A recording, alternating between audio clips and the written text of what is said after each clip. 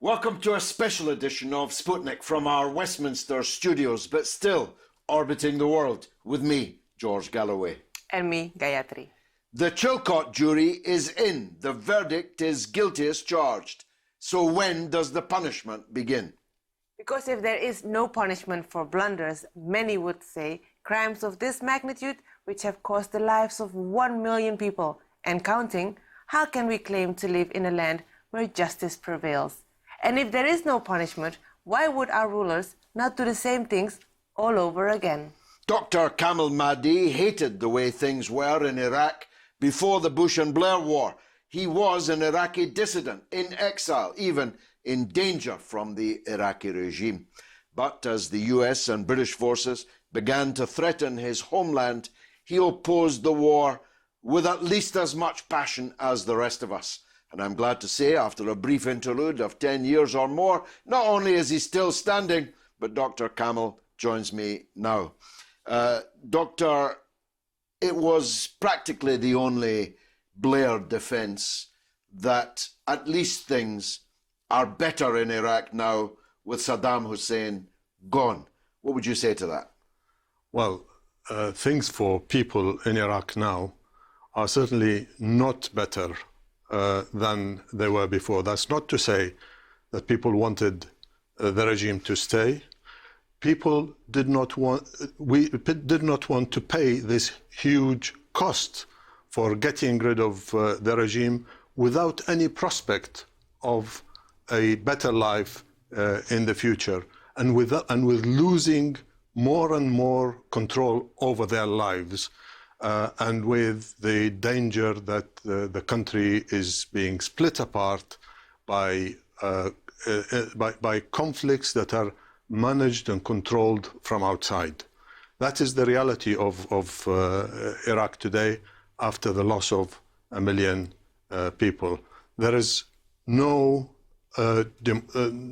democracy as anybody would understand it today in Iraq. There is a mixture of money, politics, and guns in a situation that is never-ending, as it seems. People want to pick up their lives, want to move on. They don't want to go back to the regime that there was. They don't want the dictatorship that existed then, but they look at what happened, and they look at what the occupation and the war has done to Iraq, and they say, well, this is not what we wanted. Well, there was corruption in Iraq before, now there's much more corruption. There was violence in Iraq before, now there is fantastically more violence.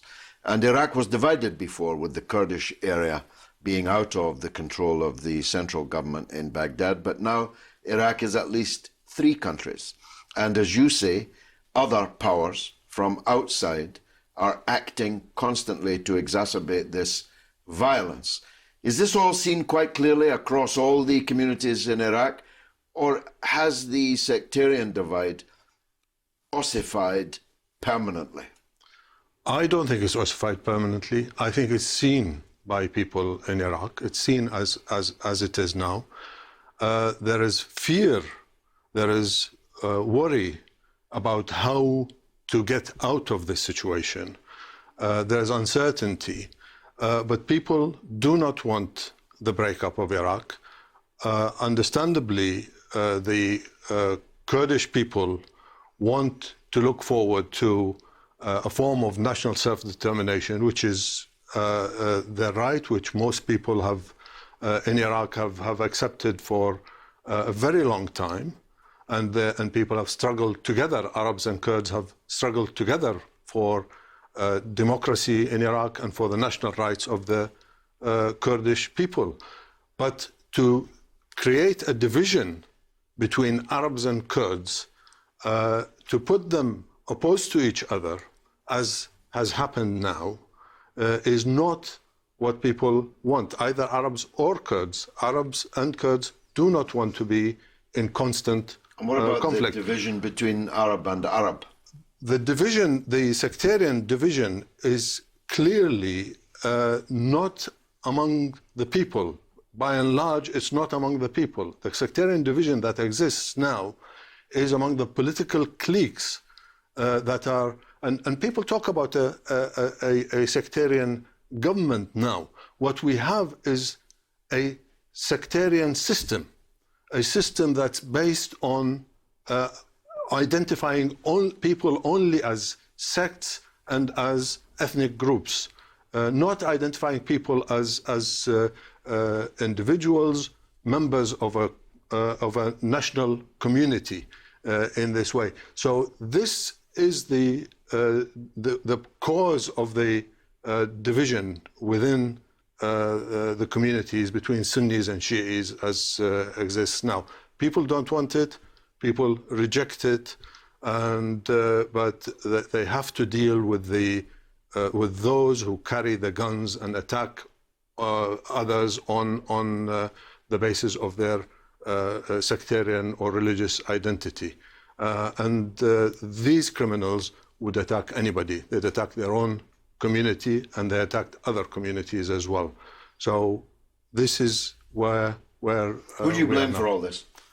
I certainly blame the occupation primarily for because the occupation did not came in with a view of destroying the state in Iraq, and the state is not Saddam Hussein. The state is anything to do with public services, with security, with the sense of national identity in there, and that is what the occupation set out to do. It wanted to break the country so that the country can be easily controlled and the resources of the country can be grabbed by the corporations that are coming behind the occupation. So what did you feel when you heard Sir John Chilcot? Well, what I felt was there's nothing that we didn't say before. There's nothing that you didn't say, George, before. There's nothing that most of us hadn't said. This war was based on a lie. The establishment itself is saying what the people have said throughout. But what I also say is, what does Chilcot not say? Why was the war carried out? We know it was carried out on the basis of a lie, but why did they lie to do that? What was their aim? Who was behind it? Who was pushing for that war? It wasn't only the US neocons.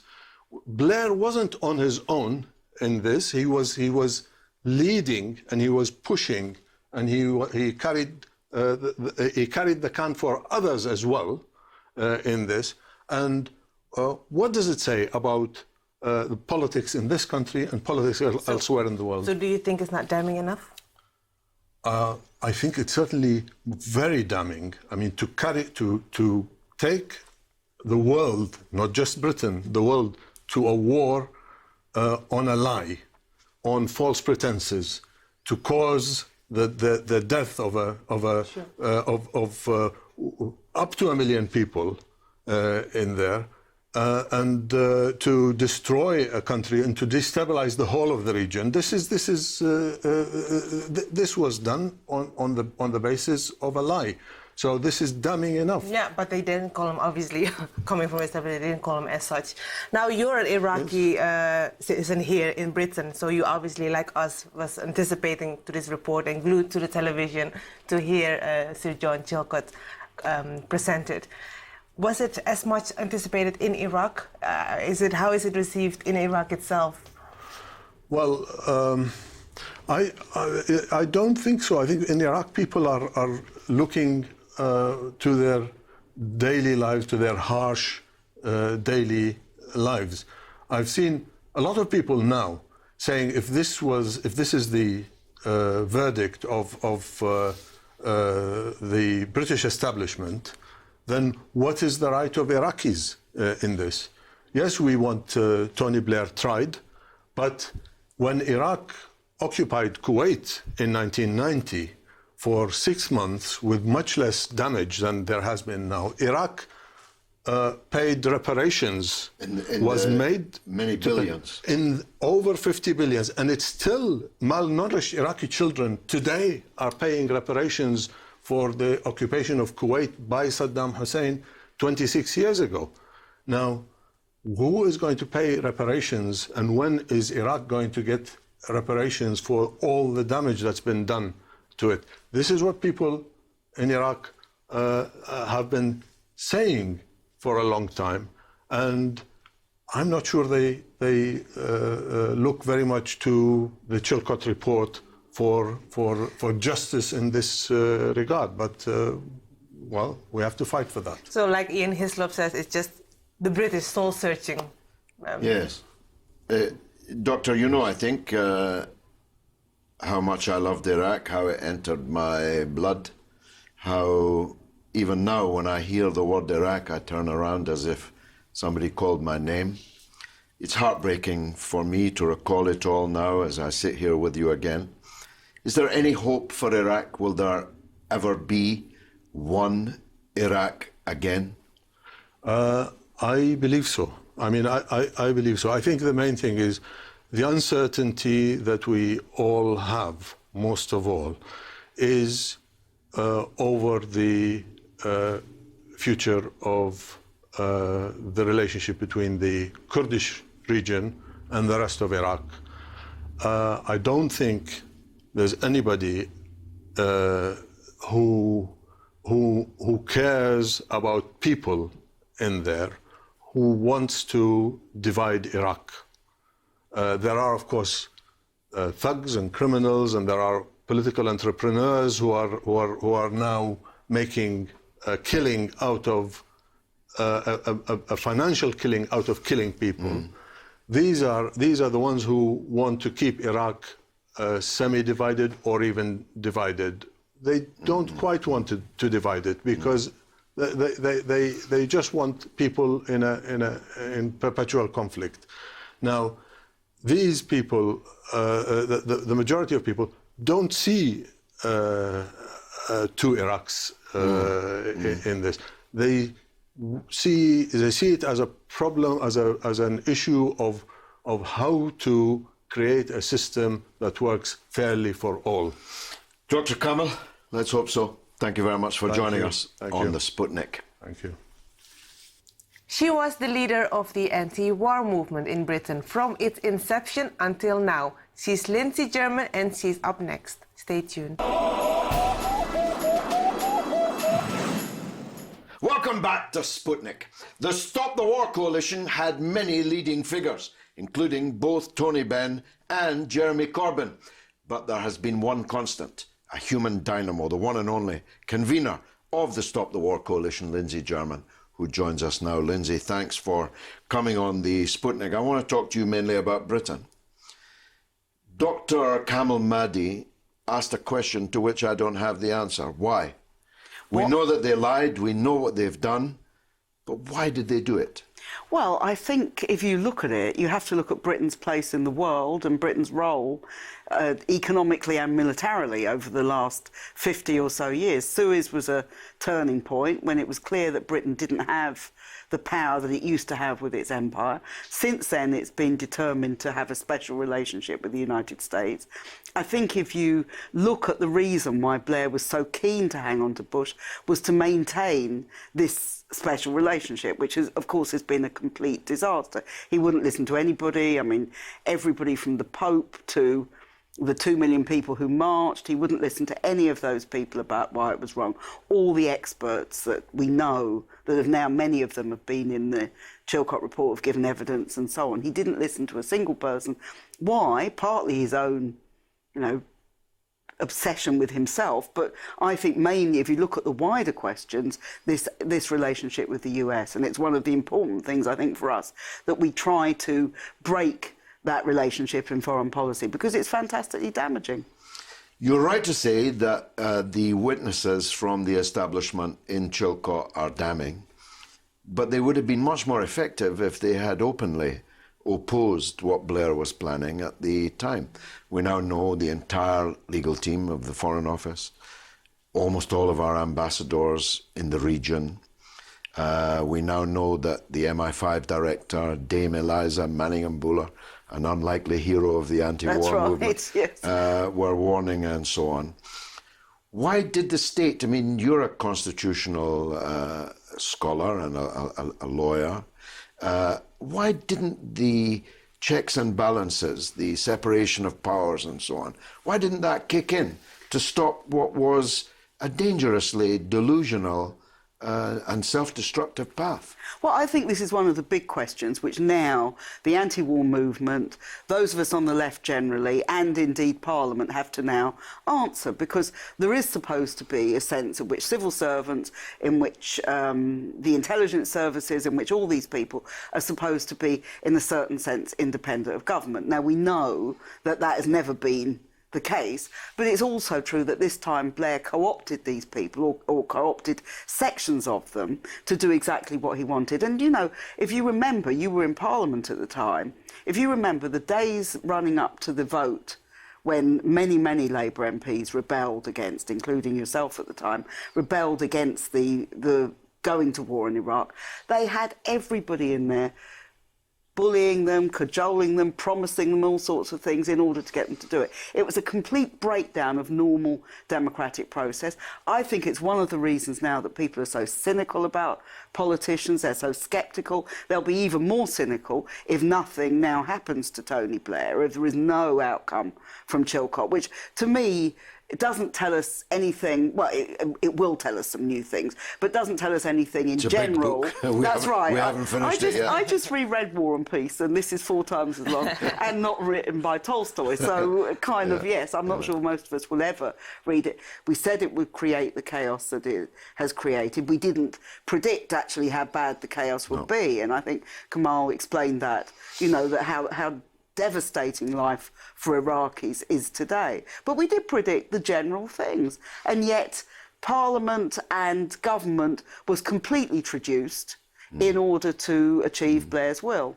It was a breakdown, I think that's a good word you've used, it was a breakdown even of bourgeois, capitalist, democratic Britain. Yeah. It was a breakdown. It was in a way a kind of dictatorship suddenly emerged, a kind of Bonaparte emerged, but maybe that's for another day.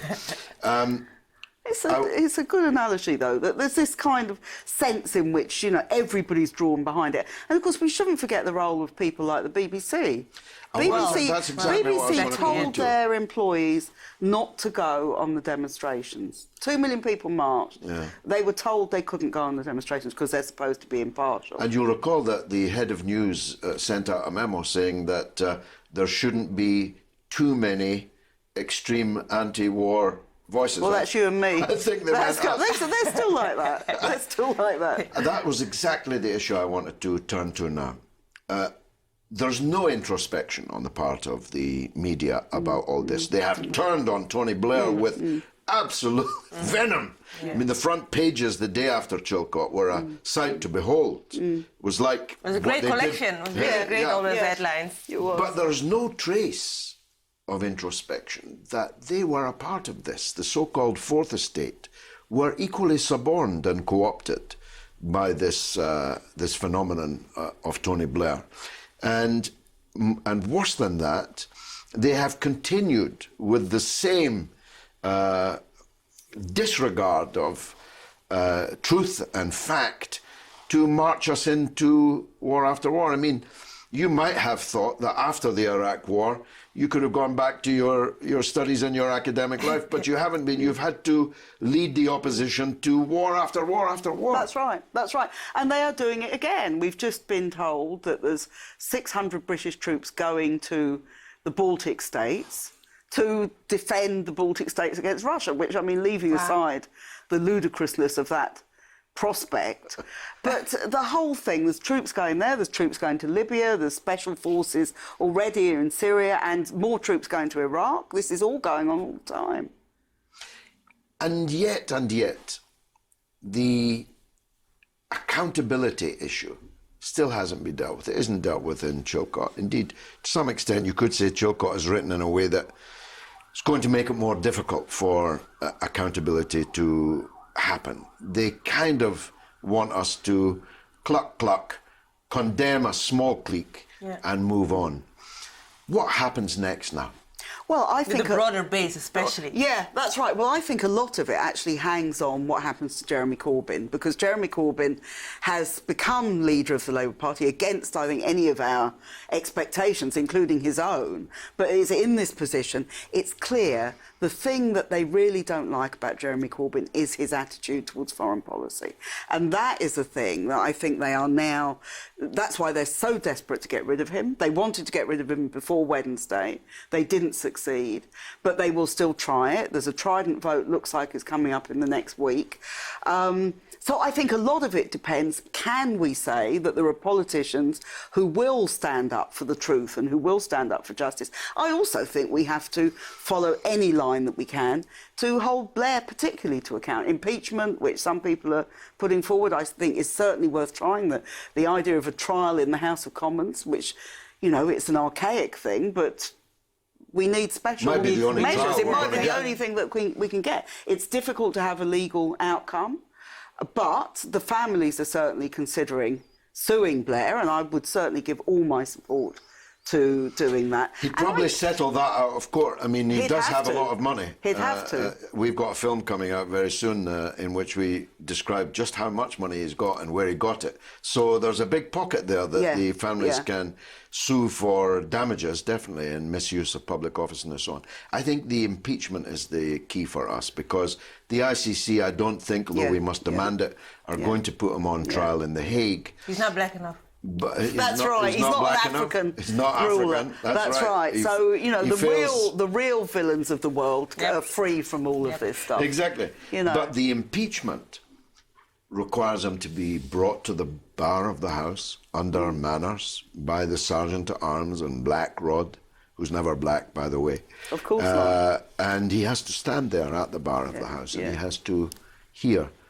And then the MPs have got to decide who wants to go down in history going into the lobby to vote against the impeachment of Tony Blair, who's just been so dramatically brought down by this report. I think this is probably your next film, George, actually, when you think about it. The other thing I think we ought to think about is having him barred from public office, because I don't know what the possibilities and mechanisms there are for that, but surely, you know, he was talking last week, he could help negotiate Brexit. Well, whichever way you voted over it, why would anybody think that was a good idea?